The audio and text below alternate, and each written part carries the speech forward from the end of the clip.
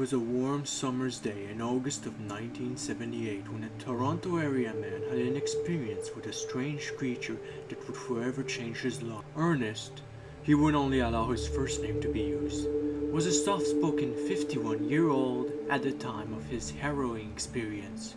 He and his wife of 19 years have been raising a litter of kittens. One of the kittens apparently disappeared and Ernest decided to search for it in the vicinity of their Parliament Street apartment. Close by, he stumbled upon the opening to a dark cave and crawled approximately 10 feet inwards. This is where he said, "I saw a living nightmare that I'll never forget." Armed only with a flashlight, Ernest encountered a creature of unknown origin. He described the monster as long and thin, almost like a monkey, 3 feet long, large teeth, weighing maybe 30 pounds, with slate gray fur. However, it was the eyes that truly stood out, orange and red, slanted. Ernest spoke reluctantly with reporters as to what occurred next. The creature spoke to him. "I'll never forget it," he said. "It said, 'Go away, go away,' in a hissing voice. Then it took off down a long tunnel off to the side. I got out of there as fast as I could.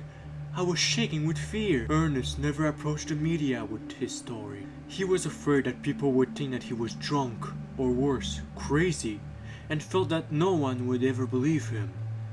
The Sun, Toronto area newspaper, found him after hearing about his experience from a reliable contact who worked with a relative of Ernest's, one of the handful of people to whom he had confided the experience.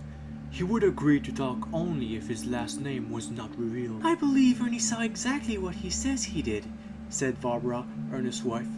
"He was terrified when he came back to the apartment, and he doesn't scare easily. Look, he's been known to have a drink in the past, like most people, and to occasionally tie one on, but he's not a drunk, and he wasn't drinking at all that day." The Toronto Sun did question some of Ernest's relatives and neighborhood acquaintances. They found that all agreed with and supported Barbara's evaluation of her husband.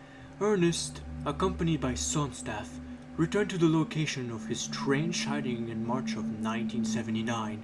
The cave's entrance was located at the bottom of a narrow passageway between the building where he lived and the one next door.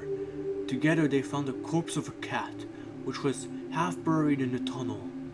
The sad discovery reminded Ernest of strange noises like animals in pain that he had heard emanating from the tunnel prior to his frightening encounter. Ernest showed the Sun reporter exactly where he saw the strange being. He stated, "The last I saw the creature, it was heading off into the dark. The passage seemed to drop down very quickly and go a long way back. It was speculated that the tunnel in fact led to the sewer system and that the entranceway beside Ernest's apartment was an access point used by the creature to the surface. Safety concerns prompted Toronto's sewer department to thoroughly inspect the tunnel, as it was feared that area children may in fact try to enter." Ernest's stories was very strange. However, sewage employees did not ridicule or scoff at it, according to the report made by the Toronto Sun at the time. One worker who was quoted in the paper stated, "People who work on the surface just don't know what it's like down there. It's a whole different world. Who would have thought a few years ago that people would live in sewers? And yet, that's what they found in New York a few years back." Another was quoted as saying, "I don't know what Ernest saw down there." He also stated, "I'll tell you one thing. If we could get in there, I'm sure as hell wouldn't want to go down alone." It is interesting to note that the description of the creature provided by Ernest and an artist's rendering, which was included in the original Toronto Sun article, resembles some current reports of another strange creature, the South American chupacabra.